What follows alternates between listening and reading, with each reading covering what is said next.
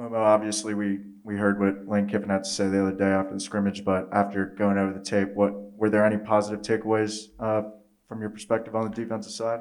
Oh yeah, most definitely. Like the ones didn't get scored on all day. We got to pick up the depth and everything like that. But the ones stepped up to the plate against the twos and all offensive ones at the end of practice when they put the ball on the goal line. They still didn't score, so that's positive to me.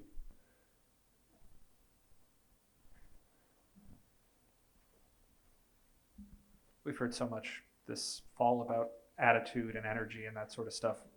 Where does that make the difference? Just what does having increased energy do for a defense? Oh, it's huge, especially in like sudden change situations. Offense, God forbid throws a pick. You got to get back up there and stop the other team, regardless of their position on the field. So energy is huge. So it doesn't feel like a shift in momentum. It just feels like the next time you go on, next time we go dominate. And that's what coach is trying to portray to us. And we're trying to live by that. 20 days, I think, until game day. And I know it's only been a week so far of camp, but where do you think this defense is right now, and where do you see the biggest places it needs to get better at before the Louisville game? I see that we're on the cusp, right? And we just need to keep hammering in the details every single day of the rest of camp, all the days leading up to the game, every single walkthrough, every single meeting, just hammer, hammer, hammer the details. And when we do that, it's going to be a great defense. I kind of saw your eyes light up there when I said 20 days away. Is it exciting to know that we're so close? Man, I'm just ready to get back to full stadiums, full fans. It's like packed Grove, like just get rolling, go shake some things. Could you feel the difference last year without Walk of Champions, without the Grove, without fans in the stadium? Was that something that you actually were noticing during games? Yeah, especially like on the field, like you can hear everything.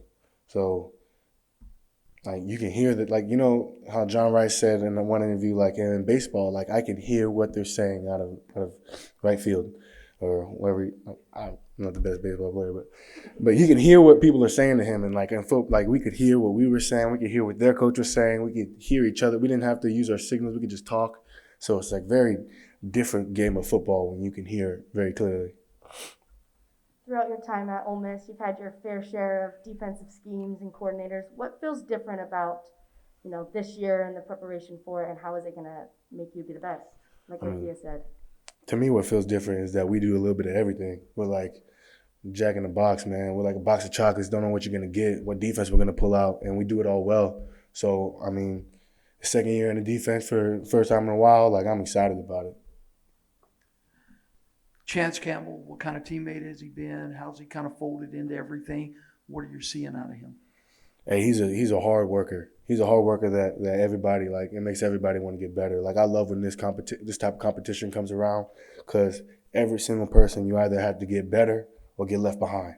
So, I mean, that type of stuff coming in, Jake Springer coming in, Otis Reeves coming in, like that makes not just our defense better right now. It makes all that competition.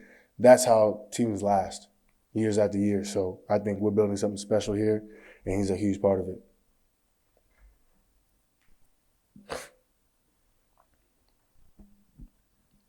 If you don't mind, I want to go back to something you were talking about a minute ago. What was weirder? Was it home games where the stadium was a quarter full, or was it road games where, you're used to people cheering against you and getting on you when you play a road game in Fayetteville or Lexington or Baton Rouge? What was weirder?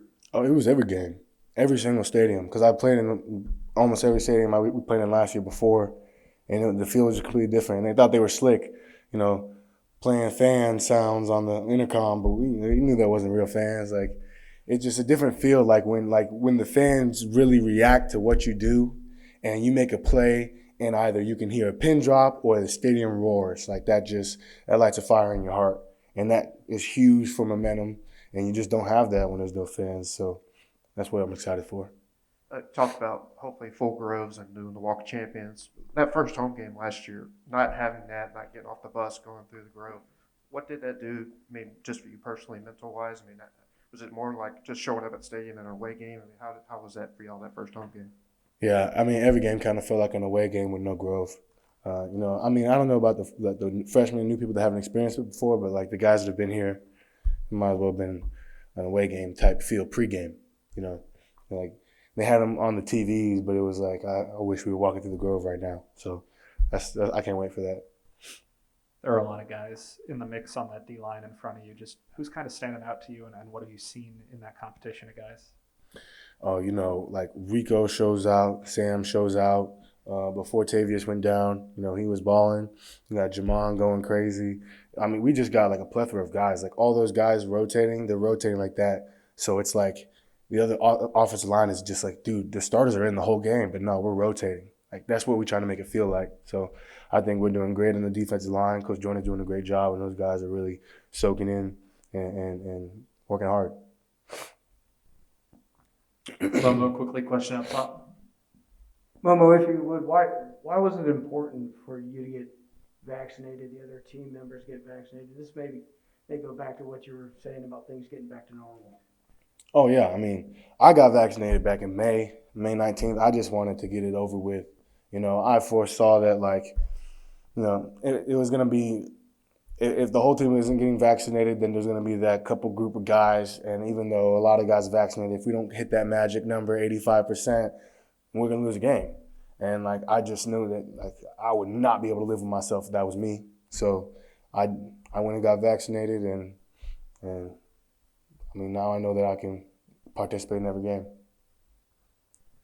Momo, you've been a clear leader for years on this Ole Miss defense, and there's been plenty of freshmen that have come in this year specifically. What was your advice to them regarding the vaccine and also just working hard in fall camp and getting through it all?